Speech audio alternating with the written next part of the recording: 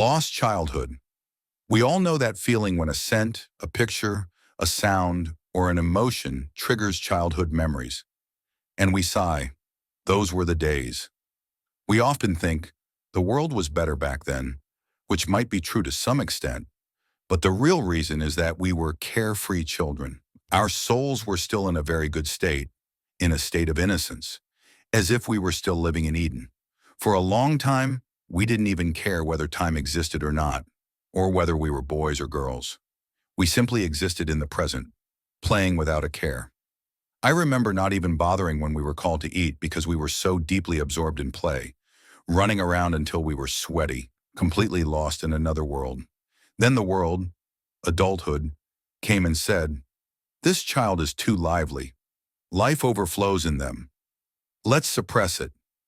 Kindergarten came, then school. There you weren't allowed to talk all the time, to play or move freely. Puberty shut the door even further. I remember not understanding why, when I met old friends I used to happily make mud pies with, everything had changed, and so had I. We were no longer carefree in each other's presence. It was a terrible feeling. No longer was it important that we were just together, right there in the moment, swept away by the joy of play. We were becoming adults. Our future, our plans, achievements, and performances began to take center stage. People often explain this stage of life by blaming physical changes and hormones, saying that's just teenage rebellion. But we never question why. Rebellion? Against what? Against whom? Now I know. It's because they've been cast out of Eden, out of childhood. They're no longer carefree. They're forgetting how to play. They stand at the threshold of dull, hypocritical adulthood, and they scream in pain.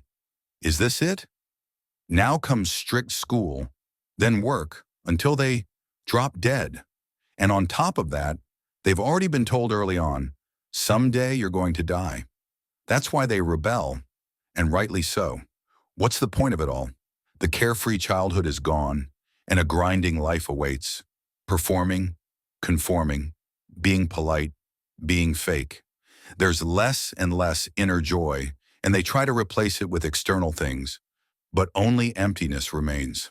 And even if something brings satisfaction, it's only temporary. Many people don't realize that God came to tell us there is a way back to Eden, to childlike existence, to joy. Not by literally running around and playing in sandboxes again. That wouldn't suit us anymore. But by awakening our true selves, our souls.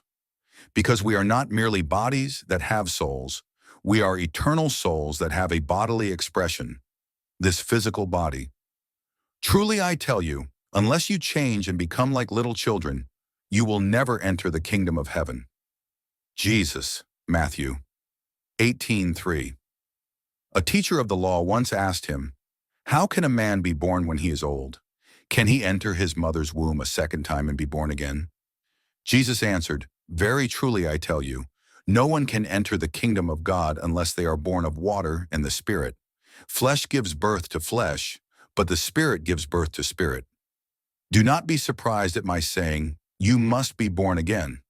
The wind blows wherever it pleases. You hear its sound, but you cannot tell where it comes from or where it is going. So it is with everyone born of the Spirit." At the beginning of the film The Boy in the Striped Pajamas, I saw this quote.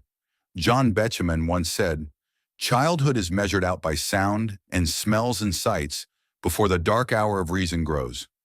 In other words, childhood is filled with innocence and experiences that are untainted by the reality we come to know in adulthood.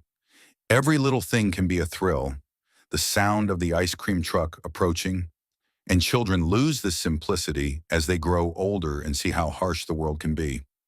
If we accept Jesus, we become childlike again. Not in our bodies. Those will return to dust one day and be replaced with eternal bodies. But our inner selves, our souls, are reborn. Jesus washes us, gradually removes all the burdens we in the world have placed upon our souls. He gives our lives meaning from an eternal perspective. He shows each of us what really matters, what makes us whole and truly happy. He gives us insights so deep and satisfying that we can't get enough of them, and we won't want to keep them to ourselves. It would feel like a betrayal to both ourselves and others. so we joyfully pass them on.